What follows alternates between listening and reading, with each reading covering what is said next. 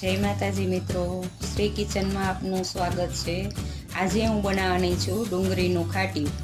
તો આ 2 વાટકા મેં છાશ લીધી છે, તેમાં એક નાનો કપ આ એનું માપ છે, 1 કપ ચણાનો લોટ છે, આમાં થોડુંક મીઠું નાખ્યું છે મેં। હવે એમાં અડધી ચમચી જેવી હળદર નાખીશ, પછી એને મિક્સ કરી લઈશ। ચણાનો લોટ તો મેં મિક્સ કરી દીધો છે। આને થોડુંક ઠીક રાખવાનું, સાવ કઢી જેવું નથી કરી નાખવાનું, કારણ કે કઢી જેવું હશે તો રોટલી સાથે નહીં જમાય। થોડુંક ઘાટું રાખવાનું। હવે આ મેં તપેલું લીધું છે,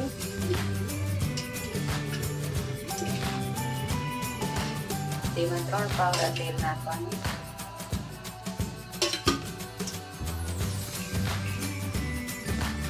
ત્રણ પાવડા તેલ નાખ્યું છે, એમાં તેલ થોડુંક વધારે હશે, એમાં શાક સરસ લાગશે। હવે આ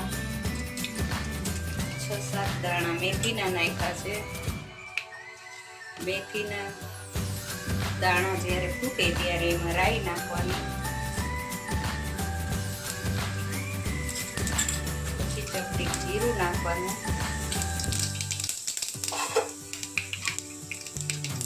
ધોઈ અને લીમડાના 6-7 પાન લીધા છે, થોડોક ધીમો કરી દેવાનો। અડધી ચમચી હિંગ નાખી છે। હવે એમાં 2 નાના ડુંગળીની સાઈઝ નાની લઈ લીધી છે। હવે એને વઘાર કરો, થોડીક વાર એને ડુંગળી ચડે ત્યાં સુધી હલાવવાનું। એમાં પાછી થોડી હળદર નાખવાની, મીઠું મેં આમાં નાખ્યું છે એટલે થોડુંક જ મીઠું નાખવાનું, એના પ્રમાણમાં મીઠું નાખવાનું।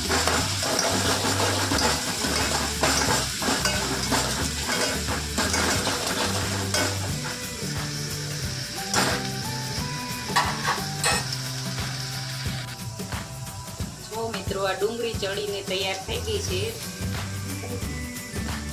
આ ડુંગળી ચડીને તૈયાર થઈ ગઈ છે। હવે એમાં 2 ચમચી લસણ વાળું મરચું નાખવાનું છે। જેટલું તમારે તીખું જોતું હોય એટલું કરવાનું। આમાં લસણ કે આદુ નથી નાખ્યું, કારણ કે લસણ વાળી ચટણી છે એટલે। હવે આને સારી રીતે મિક્સ કરી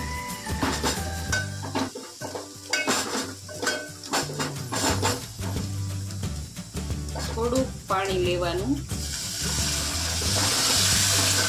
કારણ કે મસાલા પાણીમાં ચડી જાય। આ 1 અડધો કપ મેં પાણી લીધું છે।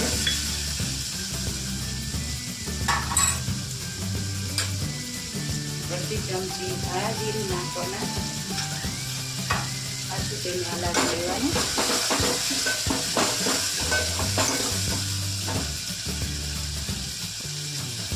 હવે એમાં આપણે જે બનાવી છે છાશમાં ચણાનો લોટ નાખીને તે નાખવાનો,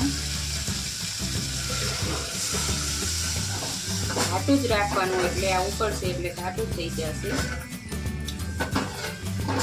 આમાં જો તમને ફાવે તો ઘી નખાય, માખણ, તેલ જે નાખવું હોય એ નાખીને ખાવાનું। જો મિત્રો, હવે આ શાક આપણું ઉકળવા માંડ્યું છે, તેમાં 1 પાવડું સિંગ તેલ નાખી પછી એને મિક્સ કરી દેવાનું। આદુ લસણ નથી નાખવાનું, કારણ કે આ લસણ વાળી ચટણી જેટલી તીખી હોય। હવે એમાં કોથમીર નાખશું, પછી ગેસ બંધ કરી દઈશું। તો આ શાક બનીને તૈયાર છે। જો તમને મારો આ વિડીયો ગમ્યો હોય તો લાઈક કરો, શેર કરો, સબસ્ક્રાઈબ કરો। મિત્રો, હવે તમારે કઈ રેસીપી બીજી જોઈ છે એ મને કોમેન્ટ કરજો, એટલે હું તમને બનાવીને દેખાડીશ।